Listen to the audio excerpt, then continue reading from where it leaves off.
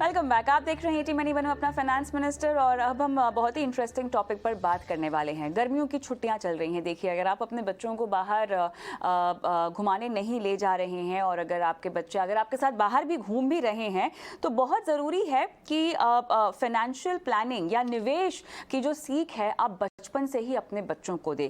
गर्मियों की छुट्टियां तो एक बहाना है, क्योंकि आप बच्चों के साथ समय ज़्यादा बिता पाएंगे, लेकिन आप ये करेंगे कैसे? आज इसी पर हम बात करने वाले हैं। हमारे साथ फिनवे एफएससी के सीईओ और फाउंडर रचित चावला जुड़ गए हैं आपकी सहायता करने के लिए। रचित, गुड इवनिंग, स्वागत है आपका हमारी इस पेशकश में। तो बच्चों से जुड़ा ये मामला है, मुझे बताइए, आपने अपने जीवन में निवेश की सीख कब हासिल की थी? रचित, क्या आपको बचपन में ट्रेनिंग दी गई थी? मुझे तो बिल्कुल नहीं दी गई थी। देखिए, बचत जरूर समझाया गया था कि पैसे सेव करो, इन्वेस्ट करना तो नहीं सिखाया गया था मुझे।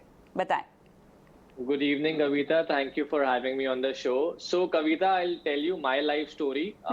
Education में मैं बहुत अच्छा था, बहुत आगे था हमेशा से एजुकेशन स्कूल में। अच्छा। बट मैंने 12th में किताब पढ़ी थी rich dad poor dad, Robert Kiyosaki अच्छा। की। हाँ, एंड हाँ। तब मेरा माइंड ओपन हुआ था कि ये एजुकेशन में कवर क्यों नहीं हुआ। सही बात है। बिकॉज आई रियलाइज कि उस बुक में वो सारी चीजें थी जो एक फाइनेंशियल लिटरेसी के एंगल से हर एक बच्चे को समझनी चाहिए। एंड मैं ईटी नाउ को कांग्रेट्स कहना चाहूंगा कि बहुत अच्छा टॉपिक उन्होंने चुना है, बिकॉज ये बहुत इंपॉर्टेंट है एजुकेशन स्टैंड पॉइंट से, जो अभी के करिकुलम में मिस है। तो बहुत जरूरी है कि सिंस ये करिकुलम का पार्ट नहीं है, इसकी हैबिट्स और इसकी एजुकेशन जो हमारे पेरेंट्स है वो टाइम टू टाइम बच्चों को देते रहे। अगर मैं अपनी बात करूं तो मैंने actually financial literacy 12th onwards after reading the book मैंने काफी डिटेल इन डेप्थ स्टडी करी। एंड काफी सारी चीजें मैंने अपनी रियल लाइफ में भी अपनाई है, जो आज के हम शो में डिस्कस करेंगे। But anybody now on, because अब इतने सारे मीडियम अवेलेबल है, आई थिंक एक बच्चा 8 से 9 साल की उम्र में ही उसको फाइनेंशियल लिटरेसी की नॉलेज पेरेंट्स को इनकलकेट कर देनी चाहिए, स्टार्ट कर देनी चाहिए छोटे छोटे माध्यम से। मेरा एक 5 साल का बच्चा है और मेरी कोशिश तो अभी से है कि मैं उसे फाइनेंशियल एजुकेशन देना स्टार्ट करूं। एंड हमने छोटे छोटे कदम उठाए भी है जो मैं डिस्कस करूंगा इस शो में। बिल्कुल। देखिए, आपने तो एक किताब पढ़ ली, और जब तक शिक्षा प्रणाली में फाइनेंशियल प्लानिंग, पर्सनल फाइनेंस को इंट्रोड्यूस नहीं किया जाता औपचारिक तरीके से, तब तक हम और आप ही हैं जिन्हें ये बेड़ा उठाना पड़ेगा। और बचपन से ही कैसे अपने बच्चों को निवेश की सीख दे, इसके मायने हमें सिखाने होंगे माता पिता को। तो चलिए शुरुआत करते हैं। सबसे पहले शुरुआत किस तरह से की जाए, रचित? देखिए, अगर आपके बच्चे की उम्र छोटी है, जैसे मेरा बेटा 5 साल की उम्र का है, मैंने अच्छा। 3 साल की उम्र में ही उसे एक पिगी बैंक दिलवाया था। अच्छा। And I used to put coins in it. And जब भी वो पिगी बैंक फुल होता था तो हम जाके उस पिगी बैंक को शॉप पे लेकर जाते थे, उसे ओपन करते थे और उस चीज से उसके लिए कोई खिलौने आते थे। तो एक पिगी बैंक एक बहुत अच्छा जरिया है सेविंग्स की आइडिया देने के लिए, सेविंग्स की सीख। क्योंकि फाइनेंशियल लिटरेसी जो है वो सेविंग से चालू होती है और निवेश तक जाती है। तो आई थिंक एक छोटे बच्चे को हम सेविंग्स की आदत डाल सकते हैं।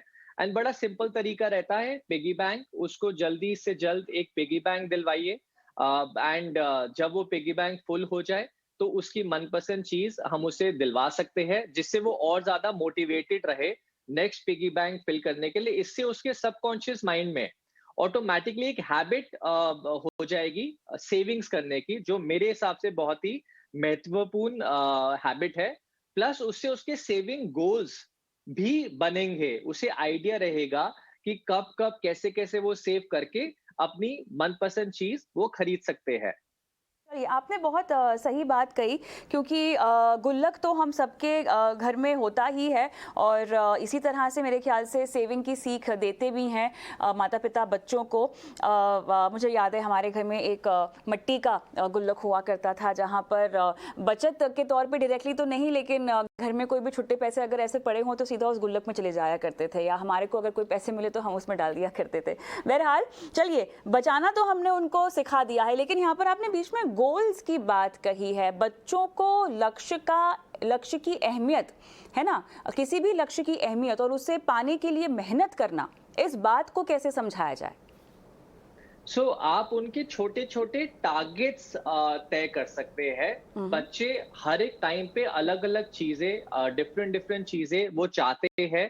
जो हो सकता है नीड बेस्ड हो सकता है वांट बेस्ड होए। तो नीड एंड वांट का डिफरेंस सिर्फ इतना है कि नीड का मतलब है कि उन्हें चाहिए ही चाहिए, उसके बिना उनका स्टैंडर्ड या उनका वो वेट नहीं कर सकते, दैट इज नीड बेस्ड। जैसे कपड़े एक नीड बेस्ड है, बट वांट होता है टॉयज। टॉयज के बिना वो नॉर्मल अपनी जिंदगी गुजार सकते हैं, बट दे वांट इट। तो उन बच्चों को ये समझना चाहिए कि जो वांट बेस्ड है वो हम थोड़ा सा डिलेड ग्रेटिफिकेशन कर सकते हैं, जिसका मतलब है कि इमीडिएटली उनको टॉय मत दिलवाए।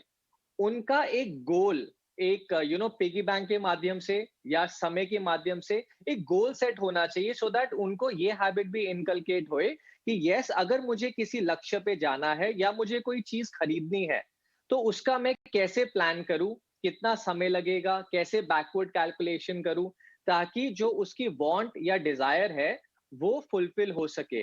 सो छोटी छोटी चीजें हैं, जैसे हम पॉकेट मनी का सिस्टम रखते हैं बचपन से। Pocket money is nothing but budgeting. That means हम बच्चे को एक उसके बिहेवियर में डाल रहे हैं कि आपके पास ये महीना है, ये पॉकेट मनी आपने पूरे महीने में खर्च करनी है, और ऑटोमेटिकली सबकॉन्शियसली बच्चा उसकी बजटिंग करना स्टार्ट कर देता है। तो मेरे हिसाब से saving, budgeting and then need और वांट का कंपैरिजन, उसका डिफरेंस, ये सब चीजों से गोल बेस्ड ऑटोमेटिकली क्लियरली एक पाथ बच्चों के लिए क्लैरिटी से सामने आ जाता है। बढ़िया। लेकिन एक चीज़ जो मुझे आपसे ये समझनी है, छोटी छोटी चीज़ों से ही देखिए आगे चलकर बच्चे जो हैं बड़े बड़े फैसले लेने में अपने आप को सक्षम मानते हैं। लेकिन कहीं ना कहीं जब हम माता पिता के तौर पे अगर मैं समझना चाहूँ, डिसीजन मेकिंग में तो नहीं, लेकिन बच्चों को कैसे अपने घर खर्च के बजटिंग में इन्वॉल्व करना चाहिए, क्योंकि ये वो ऐसी बात है या ये वो ऐसी रूटीन वाली चीज़ है जो अगर आप करें तो आपके बच्चों को समझ में आएगा घर कैसे चलता है, परिवार कैसे चलता है, खर्चे कैसे मैनेज होते हैं। क्योंकि बचत और निवेश तो एक चीज़ है, लेकिन उसके साथ साथ आपकी कमाई को आपको सही तरीके से समझदारी से खर्च भी तो करना है, और ये सब फाइनेंशियल प्लानिंग के ही पहलू हैं रचित, अगर देखा जाए तो। माता पिता कैसे ये इंश्योर करें कि घर की बजटिंग में बच्चों को शामिल किया जाए, उन्हें बताया जाए कि कैसे बजट बनाया जाता है, बचत कैसे की जाती है, खर्च कैसे कम किया जाता है। तो ये बहुत ही जरूरी है कि बच्चे घर के डिसीजन में इन्वॉल्व हुए, बिकॉज आने वाले टाइम में घर भी उन्हीं को संभालना है। सो एक बहुत अच्छा तरीका ये है कि छोटे छोटे या बड़े बड़े डिसीजंस में बच्चों की राय ली जाए, बच्चों को अवेयर किया जाए कि हमारी घर की हाउस होल्ड इनकम क्या है, हमारे घर का हाउस होल्ड खर्चा क्या है। उससे मेच्योरिटी लेवल भी बेटर होता है। फाइनेंशियल लिटरेसी स्टैंड पॉइंट से बहुत जरूरी है कि आपके बच्चे आपके हाउस होल्ड की इनसाइड आउट डिटेल्स को जानते हैं, एंड उससे वो सीखने को भी उन्हें बहुत मिलेगा, बिकॉज हर एक महीना एक जैसा नहीं होता। उतार चढ़ाव चलते रहता है किसी भी बिजनेस में। कभी आपके खर्चे बढ़ जाते हैं अगर आप वेकेशन पे जाएंगे, और कभी आपकी सेविंग्स बढ़ जाती है, कभी विंडफॉल गेन आ जाता है। तो आप रेगुलर बेसिस पर अगर बच्चों को इन्वॉल्व करेंगे फाइनेंशियल डिसीजंस में, तो उसी में वो बहुत सीख पाएंगे। और एक सरल सा तरीका ये है कि घर का एक लेजर बन सकता है, जिसमें हर एक चीज नोट डाउन होए बच्चों के सामने, या बच्चे उस लेजर को रेफर कर सके कि कौन सा महीना कैसा गया। उससे उनकी नॉलेज भी बढ़ेगी, प्लस उस डेटा से बहुत सारी चीजें निकल कर आएंगी जो फ्यूचर में काम आ सकती है बच्चों के। एंड इससे उन्हें इंपॉर्टेंस ऑफ मैनेजमेंट भी पता चलेगा कि फंड्स को किस तरीके से मैनेज करना चाहिए। कैसी इमरजेंसी सिचुएशंस आ जाती है जो हमने कभी इनटू अकाउंट नहीं ली होंगी, कैसे बजटिंग ऊपर नीचे हो जाती है। आज के टाइम पे आई थिंक डेटा बहुत जरूरी है। तो हम लोगों को एज अ फैमिली एक सिस्टम बनाकर लेजर रखना चाहिए, राइट करने चाहिए सारे एक्सपेंसेस, सो दैट बच्चे उसको रेफर कर सके, एंड इससे बच्चों का कॉन्फिडेंस भी बहुत हद तक बढ़ सकता है। सो ये छोटे छोटे स्टेप्स है जिन्हें फाइनेंशियल लिटरेसी एंड एजुकेशन उन्हें ऑटोमेटिकली इनकलकेट करेंगे। और एक बात यहाँ पर अभी देखिए, क्योंकि हम सब बहुत डिजिटल हो गए हैं, हमारी बैंकिंग डिजिटल हो गई है, सेविंग, इन्वेस्टमेंट, खरीदारी सभी कुछ हम देख रहे हैं हम ऑनलाइन ही करते हैं। कहीं ना कहीं बच्चे ही छोड़िए, माता पिता का ही खुद फिजिकली बैंक्स में जाने का जो टूर होता है, ट्रिप होता है ना, वो खत्म हो चुका है पूरी तरह से। दूसरों की बात क्या करें, मेरा भी खुद बैंक जाना बहुत कम हो गया क्योंकि हम सब ऑनलाइन ही करते हैं अभी। लेकिन ये मेरे ख्याल से फंडामेंटली एक ऐसी बात है जो आपके बच्चे आगे करे ना करे, लेकिन उन्हें पता होना चाहिए कभी अगर बैंक में जाने की जरूरत पड़े तो ये पता हो कि बैंक का कौन सा डिपार्टमेंट किस तरह की जिम्मेदारी जो है वो उठाता है, किस परेशानी के लिए किसको संपर्क किया जाए बैंक में जाकर। तो बैंकिंग समझाना, बैंक ले जाकर किसी भी वित्तीय संस्था में ले जाकर उनको बताना किस तरह से काम किया जाता है, ये कितना अनिवार्य है? ये बहुत ज़रूरी है और आज के टाइम में तो आई थिंक बैंक हर एक कॉलोनी में ओपन हो चुके हैं। एक्चुअली ये सब चीज़ें कॉन्फिडेंस देती है किसी भी बच्चे में कि वो खुद फाइनेंशियल ट्रांज़ैक्शंस कर सकते हैं। आई रिमेंबर कि मैं बहुत छोटा था एंड मेरे फादर ने बोला था ये चेक डिपॉज़िट कराओ and he did not tell me कि कैसे जमा होता है। बट वो चेक को डिपॉज़िट करने से मुझे लगता है बहुत सीखने को मिला था मुझे। मैं 10 साल की उम्र का हूँगा। तो ये छोटे-छोटे एक्सपीरियंसेस ये बहुत मायने रखते हैं। आपको चेक कैसे बनाना होता है, क्यों अकाउंट पेयी ओनली उसमें लिखना ज़रूरी है, क्यों चेक्स को सँभाल के रखना ज़रूरी है, क्यों बैंक्स के अंदर अलग-अलग काउंटर्स बने हैं, कैसे कैश इनफ्लो हो रहा है, कैसे डिपॉज़िट हो रहा है, कैसे विथड्रॉ हो रहा है। तो ये सब चीज़ें end of the day confidence बच्चों में दिलवाती है। आई थिंक बच्चों को एक्सपीरियंस भी होना चाहिए, बच्चों को नॉलेज भी होना चाहिए बिकॉज़ ये सारी चीज़ें चलकर एक उनके लिए एक अननोन टेरिटरी नहीं बनेगी। वो अपनी मुश्किल टाइम पर वो सँभाल पाएँगे अपने आप को because they will have that kind of confidence in them. So I think since इतना कन्वीनियंस है अब तो बैंक नियरेस्ट बैंक विज़िट करना, बच्चों को एक बार एक्सपीरियंशियल टूर ज़रूर लेना चाहिए और छोटी-मोटी ट्रांज़ैक्शन जो ज़रूरी नहीं भी है, वो भी बच्चों के ऊपर डाल देनी चाहिए कि आओ आज आप 1000 रुपीज डिपॉजिट कर कर आओ, आज आप विड्रॉ कर कर आओ, आज आप ये चेक डिपॉजिट कर कर आओ। उससे डेली बेसिस पर कनेक्शन बना रहता है कि फाइनेंशियल दुनिया चलती कैसे है। बिल्कुल सही कहा। थोड़ा-सा यहाँ पर मैं गर्ल चाइल्ड एजुकेशन या गर्ल चाइल्ड फाइनेंशियल प्लानिंग को किस तरह तवज्जो दी जाए, इस पर बात करना चाहती हूँ क्योंकि बहुत ज़रूरी है। हालाँकि हम देख रहे हैं कि महिलाओं की जहाँ तक वित्तीय साक्षरता की बात है, उसमें सुधार आता हुआ हम देख रहे हैं, लेकिन अभी भी वो सिर्फ मेट्रो शहरों में ही सीमित है, बड़े शहरों में ही सीमित है। अभी भी अगर हम छोटे शहरों की बात करें तो वहाँ पर महिलाएँ अगर पढ़ लेती हैं तो उनकी शादी करा दी जाती है और अगर पढ़ लिख कर कुछ कामकाज भी करना चाहती हैं तो वो बहुत समय तक उसको जारी नहीं रख पाती हैं। लेकिन इसके बावजूद भी कहीं ना कहीं एक फीलिंग ये होती है या ये एक सोच होती है कि फाइनेंशियल इंडिपेंडेंस उन्हें नहीं मिल पाता है या किसी ना किसी वजह से वो अपने आप को आर्थिक तौर पे आज़ाद महसूस नहीं करती हैं। इसकी सीख बचपन में बेटियों को कैसे दी जाए? सो आई थिंक बेटियां आजकल वैसे भी हर एक मामले में आगे ही है। अगर आप देखें तो यू आर राइट कि टीयर 2 टीयर 3 में अभी भी इतना नहीं हो रहा जितना टीयर 1 में हो रहा है। आई फील उन लोगों को और ज्यादा कॉन्फिडेंस देना चाहिए। उनके बचपन में ही सबकॉन्शियसली उनको ये सीख देनी चाहिए कि यू आर इंडिपेंडेंट, आप किसी पे डिपेंडेंट नहीं है। बिकॉज अगर आप इंडिपेंडेंट है तो ऑटोमेटिकली आपका standard of living, quality of thinking ये बेटर हो जाएगा, आपकी जिंदगी बेटर हो सकती है if you are not dependent on anybody. तो आई थिंक बच्चों में ये सीख होनी चाहिए।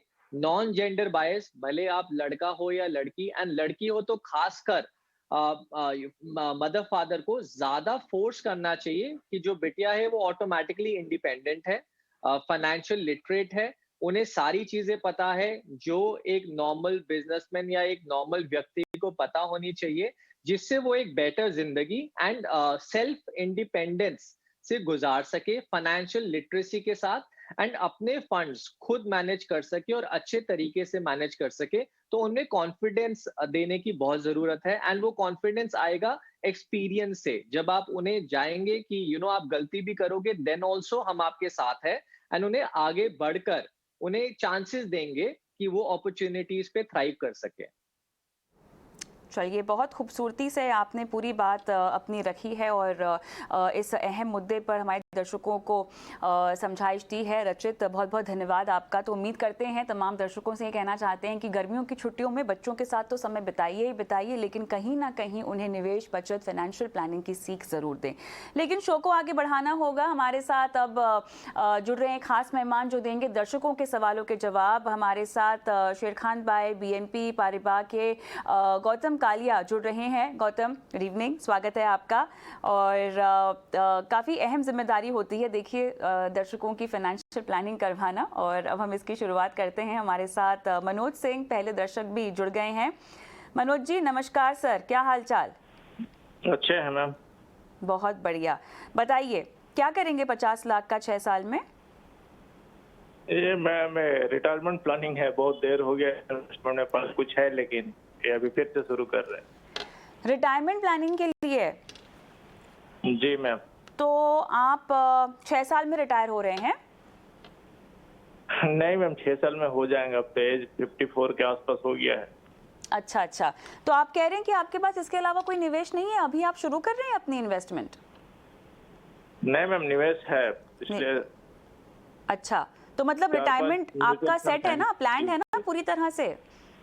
जी मैम, जी मैम। क्या रिटायरमेंट के बाद यहाँ से कुछ और भी करने का इरादा है, या ट्रैवल करेंगे, घूमेंगे फिरेंगे जो नहीं कर पाए? जी मैम, वही घूमना फिरना है, अब तो बहुत दिन काम हो गया। चलिए, बहुत बढ़िया। मैं उम्मीद करती हूँ कि घूमने फिरने के खर्च को भी आपने अपने इन्वेस्टमेंट में डाल रखा हो। आपने CR ब्लू चिप, इक्विटी और SBI कॉन्ट्रा, इन 2 फंड्स पे सवाल पूछा है। निवेश पोर्टफोलियो में इसके अलावा भी फंड्स है ना? 3 फंड में एक्सिस इक्विटी फंड भी है। एक्सिस इक्विटी फंड भी है। केवल यही 3 फंड्स हैं क्या? अभी 3 यही हैं, बाकी थे कुछ, उनका SIP बंद कर दिए हैं, लेकिन वही है। ठीक है। तो ये जो 3 फंड्स हैं, एक्सिस इक्विटी में कितना कर रहे हैं आप? वो भी 10,000 है मैम। तो 30,000 रुपए की आपकी SIP चल रही है। Axis growth opportunity. Axis growth opportunity. मुझे बताइए, क्या मंशा है इस निवेश से, क्या चाहते हैं आप? कुछ पर्पस बन जाए तो बाद में काम आए रिटायरमेंट के बाद। तो ये निवेश कब तक करना चाहते हैं आप? कॉर्पस कितना चाहते हैं? कॉर्पस जब तक आप निवेश करते रहेंगे तब तक बनता ही रहेगा, अगर निकालेंगे नहीं तो। कितना चाहते हैं लेकिन? 6-8 साल कम से कम। 6-8 साल तक आप रुके रहना चाहते हैं और निवेश करना चाहते हैं। चलिए गौतम, उम्मीद करती हूँ कि आप सवाल में थोड़ी सी क्लैरिटी आपको मिल गई हो। गाइड करें मनोज को। हाँ जी। सो मनोज जी, आपका भी मतलब 30,000 जा रहा है महीने का, तो 30,000 6 साल में आपका 50 लाख तक तो नहीं पहुंच पाएगा। तो अगर 50 लाख करना है तो आपको टोटल 48,000 48,000 50,000 के आसपास महीने का डालना पड़ेगा। फिर 12% अगर सालाना रिटर्न दे दे मार्केट, उसके हिसाब से आपका 6 साल में 50 लाख बन जाएगा। आपके जो फंड्स आपने बताए, Canara Robeco blue chip equity, axis equity opportunities और SBI कॉन्ट्रा, ये तीनों फंड ठीक हैं। इनमें आप जारी रख सकते हैं। आपका जो सिप चल रहा है, अगर आपको और सिप करना है तो इन्हीं फंड्स में थोड़ा सा बढ़ा सकते हैं। एक कोटक इमर्जिंग इक्विटी फंड है, उसमें आप नया सिप चालू कर सकते हैं, और एक HDFC फ्लेक्सी कैप फंड है, उसमें आप नया सिप स्टार्ट कर सकते हैं। तो ये 2 फंड्स में आप कर सकते हैं। अगर आपको थोड़ा सा और डिफेंसिव खेलना है तो ICICI prudential balanced advantage fund भी है, उसमें भी आप सिप डाल सकते हैं। तो ये 3 एडिशनल फंड्स हैं जिसमें आप पैसा और लगा सकते हैं महीने का, जिससे आपका 50,000 20,000 टोटल और डल जाए, जिससे आपका 6 साल में 50 लाख बन सके। गौतम, क्योंकि ये एक रिटायर्ड इंडिविजुअल है, हालांकि ये कह रहे हैं कि इन्होंने रिटायरमेंट प्लानिंग अपनी कर रखी है, जो आपने इनको अप्रोच अभी सुझाई है, ये काफी हद तक बैलेंस्ड होगी? हाँ जी, तो इसमें काफी इक्विटी में है, और यही जो लास्ट फंड मैंने बोला ICICI प्रूडेंशियल बैलेंस, इसमें थोड़ा सा डेट कंपोनेंट आ जाता है, तो थोड़ी सी स्टेबिलिटी आ जाती है पोर्टफोलियो में। और इनका वैसे भी अभी 54 के है, तो इन्होंने बोला 6 साल के लिए अभी रखेंगे इनका इन्वेस्टमेंट। तो अगर वो चाहे तो थोड़ा एग्रेसिव भी खेल सकते हैं, और ICICI प्रूडेंशियल बैलेंस्ड एडवांटेज में थोड़ा कम पैसा डाल के दूसरे स्कीम में ज्यादा डाल सकते हैं। चलिए मनोज जी कोई सवाल पूछना चाहते हैं गौतम को? नहीं सर, मैं कोटक इक्विटी इमर्जिंग इक्विटी के बारे में ही पूछ रहे थे कि उसमें 10,000 और करना चाह रहे हैं, क्या ठीक रहेगा? यही हम पूछना था, लेकिन सर पहले ही जवाब दे दिए। हाँ, तो कोटक इमर्जिंग इक्विटी फंड अच्छा है, तो उसमें आप कर सकते हैं। चलिए आगे बढ़ते हैं। बहुत बहुत धन्यवाद मनोज जी सवाल पूछने के लिए। प्रकाश आनंद अगले दर्शक फोन लाइन पर हैं। प्रकाश जी क्या हालचाल सर? बढ़िया मैम। मैम मुझे ये जानना है कि मैं 5,000 रुपए SIP करता हूँ, जिसमें 2,000 ICICI का टेक्नोलॉजी फंड में है, 2,000 क्वांट ELS फंड में है और 1,000 एक्सिस का स्मॉल कैप फंड में। और मेरा जो टाइम लाइन है मतलब 15 से 16 साल है, जो मेरे बेटे के एजुकेशन के लिए मैं 50 से 60 लाख का टारगेट रखा हुआ है। 20 साल बाद? 15 साल, 15 ईयर।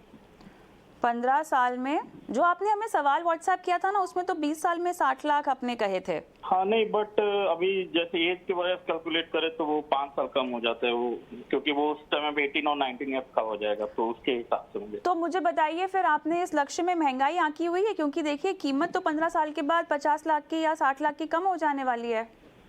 मैम उसके अलावा कुछ और भी चीजों में मेरा इन्वेस्टमेंट है, जैसे इक्विटी वगैरह में भी है, तो वो सारे कैलकुलेट करके मैंने वो रखा है। ये स्पेशली मैं सीख के कर रहा था, अगर और बढ़ाना हो तो मैं बढ़ा सकता हूँ सीख का वैल्यू। बहुत बढ़िया, गौतम बताएं।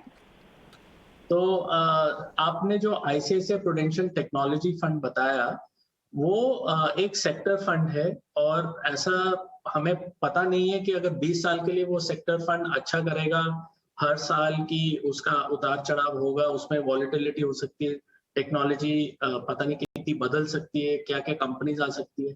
तो एलोकेशन के तौर पे मेरा सुझाव ये है कि आप उसमें थोड़ा सा आप कम कर दीजिए और थोड़े और डाइवर्सिफाइड फंड में पैसे डाल दीजिए। जैसे कि आप HDFC फ्लेक्सी कैप फंड में वही पैसा HDFC फ्लेक्सी कैप फंड में डाल सकते हैं, और जो आप 2-2 हजार की बात कर रहे हैं महीने का, उसको अगर आप और बढ़ा सकते हैं, जैसे मेरे asset emerging blue chip fund में अगर आप 2,000 और डाल दें, तो ये फंड्स में अगर आप डालेंगे तो आपका जो लक्ष्य है वो 20 साल में पहुंच सकते हैं। अगर 15 साल में चाहिए तो आपको फिर 1-1 हजार और बढ़ाना पड़ेगा, जिससे आपका टोटल सिर्फ 6-7 हजार महीने का हो जाए।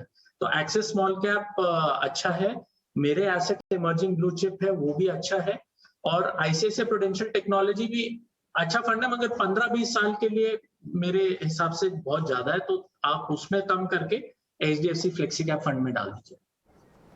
चलिए प्रकाश जी, उम्मीद करते हैं कि आप बदलाव करेंगे अपने पोर्टफोलियो में और निवेश बने रहेंगे। अविनाश सिंह का सवाल लेंगे हम ट्विटर से, और इन्होंने SBI स्मॉल कैप में 10 लाख रुपए एक मुश्त डाल रखे हैं। ओहो। और निवेश का लक्ष्य है 40 लाख रुपए ये कमाना चाहते हैं। अब इन्होंने पैसे डाल लिए हैं और अब पूछ रहे हैं कि इन्होंने ये सही किया है या नहीं किया हुआ है। तो इन्होंने अपने बाकी फंड्स भी मेंशन किए, लेकिन उस पर सवाल नहीं पूछा है। सवाल केवल इन्होंने 5 लाख रुपए, माफ़ कीजिएगा, लमसम डाला है और 10 साल तक कह रहे हैं कि ये निवेश में रहने में इच्छुक हैं। बताएं गौतम, थोड़ी सी कंफ्यूजन है यहाँ सवाल को लेके, लेकिन फिर भी एक मुश्त स्मॉल कैप में डालना क्या सही होता है? स्मॉल कैप में ठीक है अगर आप ज्यादा देर के लिए डाल रहे हैं, मगर जो SBI स्मॉल कैप वाला फंड है वो अच्छा फंड है, उसमें आप रख सकते हैं ज्यादा देर के लिए। अगर 1-2 साल के लिए डाल रहे हैं तो फिर दिक्कत है, और अगर पूरा पोर्टफोलियो में स्मॉल कैप का एक्सपोजर भी ज्यादा है तो फिर दिक्कत है। मगर अगर आप उसमें कम अमाउंट डाल रहे हैं और दूसरे फंड्स में भी एलोकेशन के हिसाब से दूसरे फंड में ज्यादा है तो फिर ठीक रहता है, स्पेशली अगर लॉन्ग टर्म के लिए। तो इनका HDFC Nifty 100 equal weight index fund में पैसा है, वो अच्छा है, उसमें आप रखे रहे। SBI स्मॉल कैप फंड है, उसमें भी रखे रहे। SBI मल्टी कैप और टाटा निफ्टी डिजिटल ETF है, ये 2 फंड जो उन्होंने बोले हैं वो नए फंड है, तो वो नए फंड का परफॉर्मेंस थोड़ा सा चेक करना पड़ेगा। अभी मार्च 2022 में ही उनका NFO आया था, तो उनका 2-3 साल के लिए ट्रैक रिकॉर्ड देख के ही फिर देख सकते हैं या बता सकते हैं कि ये फंड्स में रखे रहना चाहिए कि नहीं। उनका जो 5 लाख वो और डालना चाहते हैं, वो स्मॉल कैप में डाल सकते हैं, मगर उससे अच्छा मैं बोलूंगा कि HDFC फ्लेक्सी कैप जो मैंने पिछले जन के लिए भी बोला था, उसमें ऑप्शन रहता है फंड मैनेजर के पास कि लार्ज में भी खेल सकते हैं, मिड में भी, स्मॉल में भी। तो HDFC फ्लेक्सी कैप में वो डाल सकते हैं। और आजकल अगर आप मार्केट देखेंगे तो उतार चढ़ाव थोड़ा ज्यादा हो रहा है, वॉलेटिलिटी ज्यादा है आजकल मार्केट में। तो वो मार्केट की टाइमिंग से बचने के लिए या वॉलेटिलिटी से बचने के लिए आप एक सिस्टमैटिक ट्रांसफर प्लान कर सकते हैं, जहां पैसा एक लिक्विड फंड में डाल दें और फिर लिक्विड फंड से वो हर महीने थोड़ा थोड़ा पैसा HDFC फ्लेक्सी कैप फंड में चले जाए, तो आपका इक्विटी में निवेश धीरे धीरे होगा सिप की तरह। तो ये मेरा सुझाव है।